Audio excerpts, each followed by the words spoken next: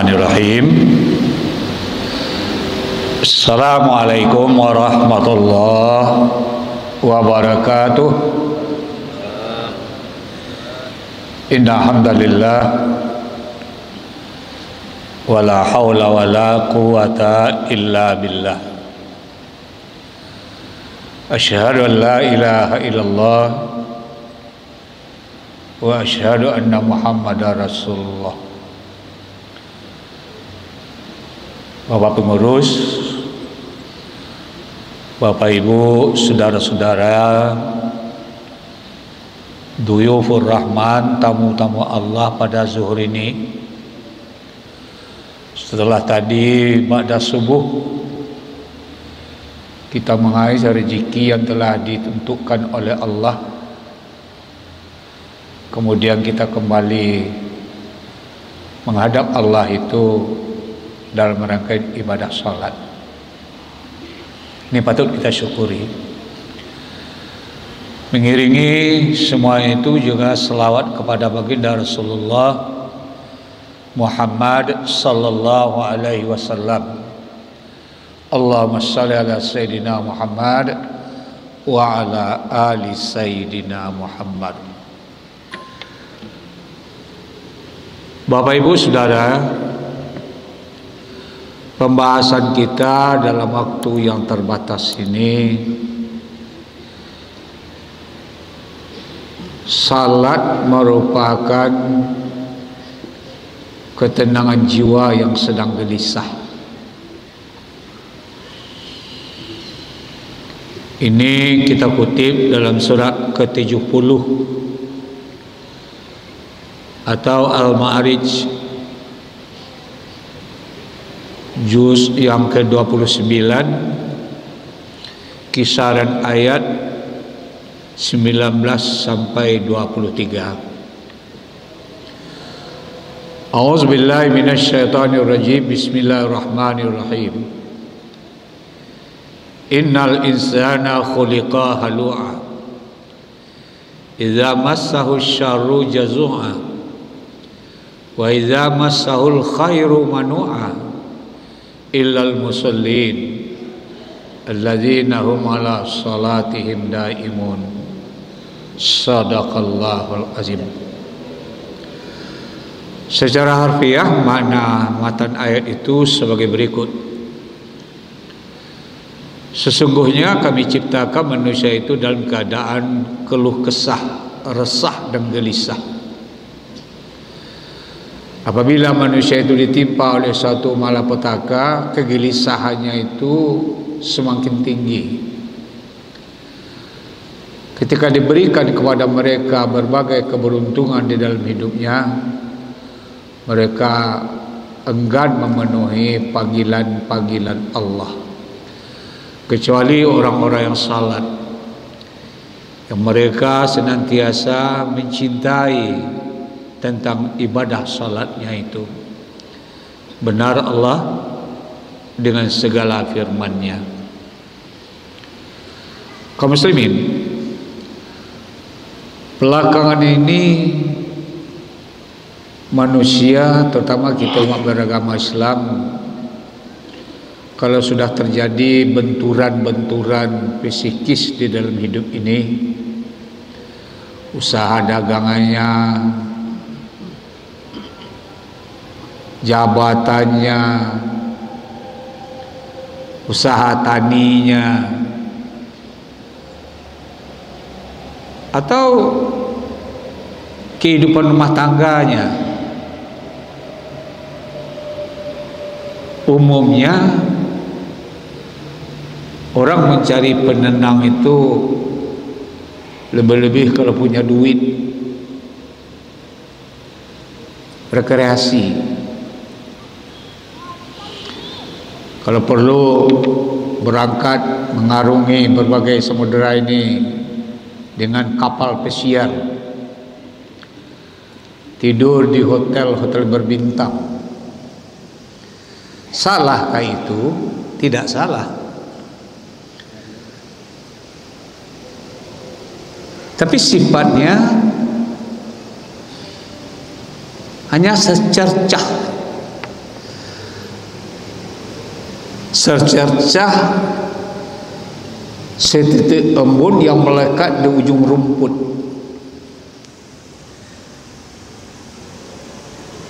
Ada apa dengan setitik embun yang melekat di ujung rumput? Bertahannya tidak lama.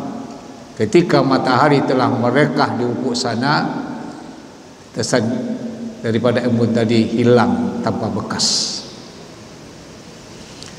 Padahal Al-Quran telah memberi solusi yang permanen, mutlak kebenarannya. Kalau menghadapi hal-hal yang seperti kita sebutkan di awal tadi, salat. Persoalan salat bukan persoalan hafalan-hafalan daripada bilangan-bilangan rakaat salat.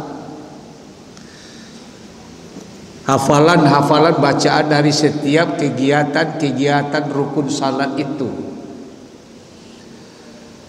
Tapi yang lebih mendalam lagi apa? Bagaimana diri ini bisa merasakan hadirnya Allah ketika bermurakabah dengan Allah itu? Alasannya apa? Anta budallah ka'annaka tarahu fa illam takun tarahu fa innahu yaraka. Merasakan hadir Allah dalam diri itu, apa langkah yang dilakukan? Perlu secara matang mengais, mencari guru dalam bentuk menuntun hati itu dengan ilmu tasawuf.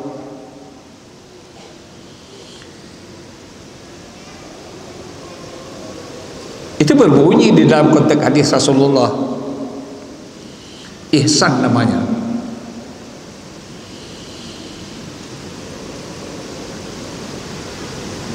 Ketika Rasulullah mengatakan ihsan itu,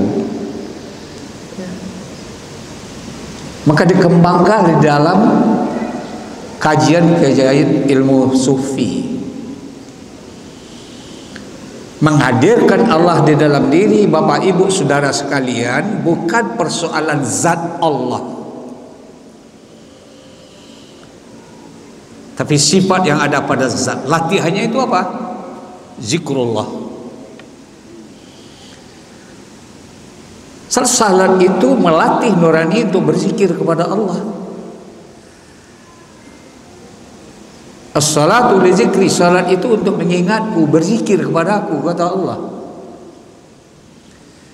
Pertanyaan kita, sudahkah kita rasakan salat itu sebagai terapi jiwa yang tengah gelisah? Tentu jawabannya bervariasi. Ya, kadang-kadang ada Pak Ustadz, kadang-kadang tidak. Itu begitu.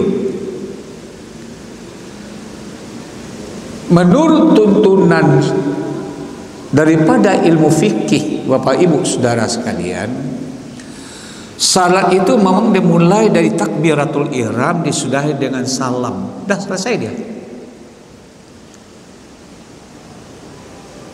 Tapi membangun suasana batin sehingga dirasakan salat itu sebagai terapi jiwa yang gelisah, belum selesai.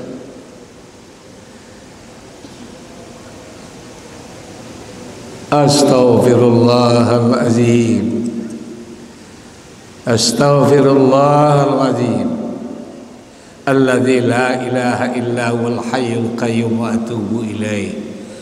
Allahumma antas salam wa minkas salam wa ilaika ya'udus salam, fahayna rabbana bis salam wa adkhil jannata daris salam, tabarakta rabbana wa ta'ala ya zal jalali wal ikram. Dengan rasa, tidak sebatas dengkul. So, apa yang kita suarakan dalam bacaan seperti itu? Wahai zat yang selalu berada dalam zat yang penuh dengan keselamatan,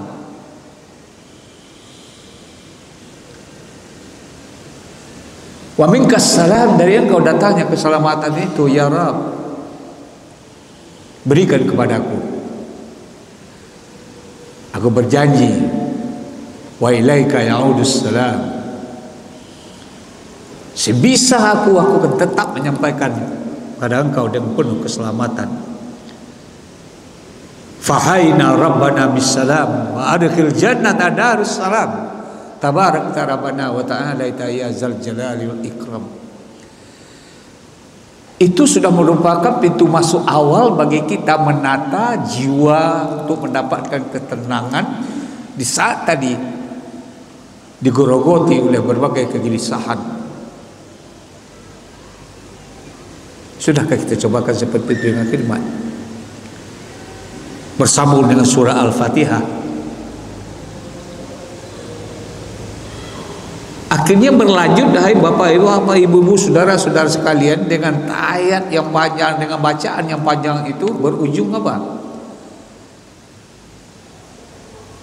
Ada suatu butiran-butiran mutiara yang berharga di situ.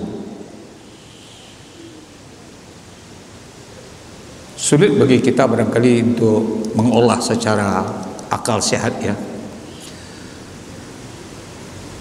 Ketika Sayyidina Ali terjebak dia dalam peperangan, pihak musuh melepaskan anak panah dari musuhnya. Kena paha ini.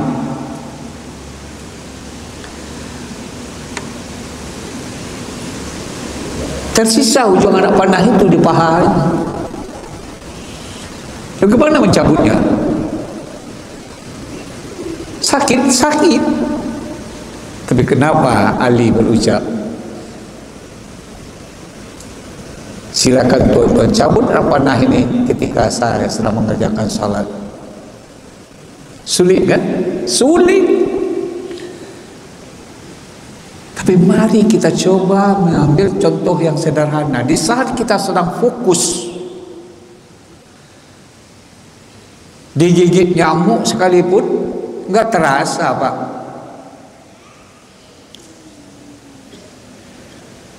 Di saat penuh dengan fokus itu, orang yang berlalu lalang, bunyian segala macam nggak berpengaruh. Inilah ibadah ulama sufi. Apa yang suarakan kepada Rabbnya?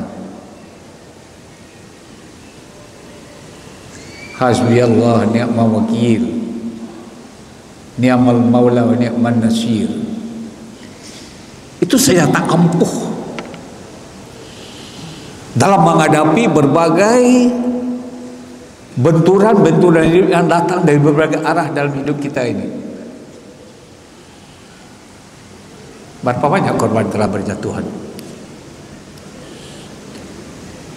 dengan judi online saja yang telah rusak rumah tangga ribuan.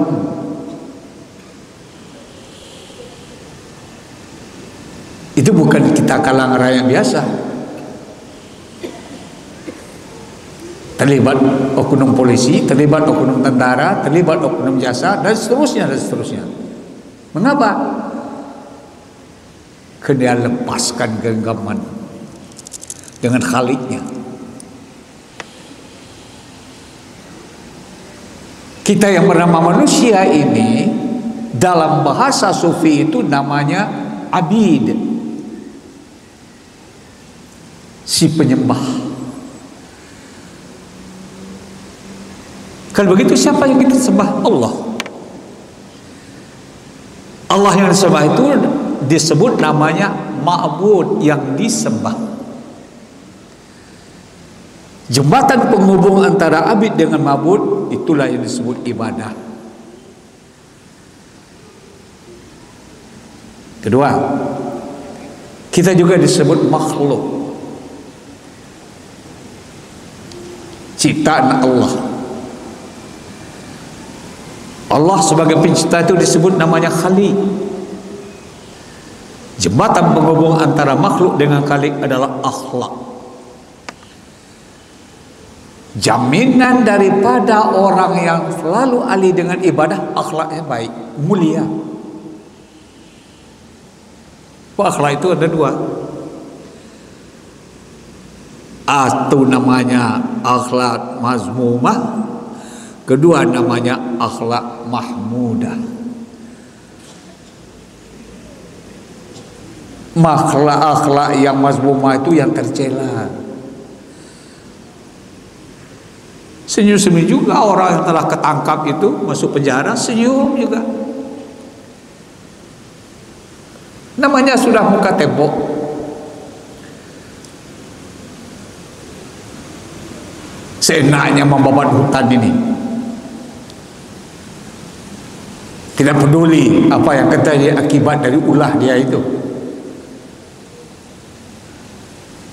Sedangkan akhlak yang mahmudah, akhlak yang terpuji, senang orang dengan kita. Ini tidak bisa latihannya sehari dua hari. Menempa nurani ini yang penuh dengan bangkai-bangkai kekotoran dunia itu menyemuti hati kita. Bapak, ibu, saudara, tolong dipahami, agama bukan anti dengan dunia.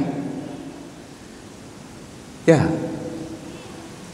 Justru malah agama memberikan jaminan surga dari dunia ini.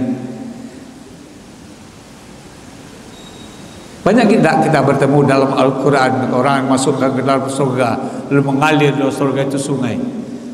Di dunia ini bisa kita resapi. Coba kita masuk ke dalam hutan belantara, bertemu dengan anak sungai. Wah, pesan-pesan positifnya membuatkan kita ini nak mau beranjak dari tempat duduk di atas batu itu. Di dunia beruduk dengan air itu, Bapak.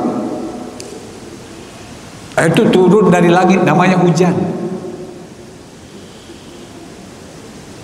Hujan itu diturunkan oleh Allah sebelum sampai pada pemukiman, diturunkan oleh Allah melalui pebukitan dan pegunungan.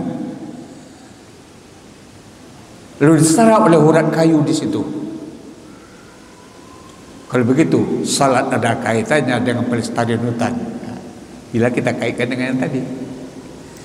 Nah, inilah Bapak-bapak, ibu, saudara, poin-poin yang dapat kita sampaikan dalam kajian ini.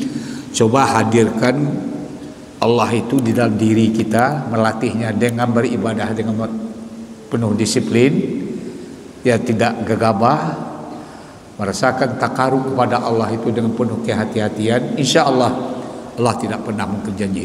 Fastabiqul khair ila liqa. Assalamualaikum warahmatullahi wabarakatuh.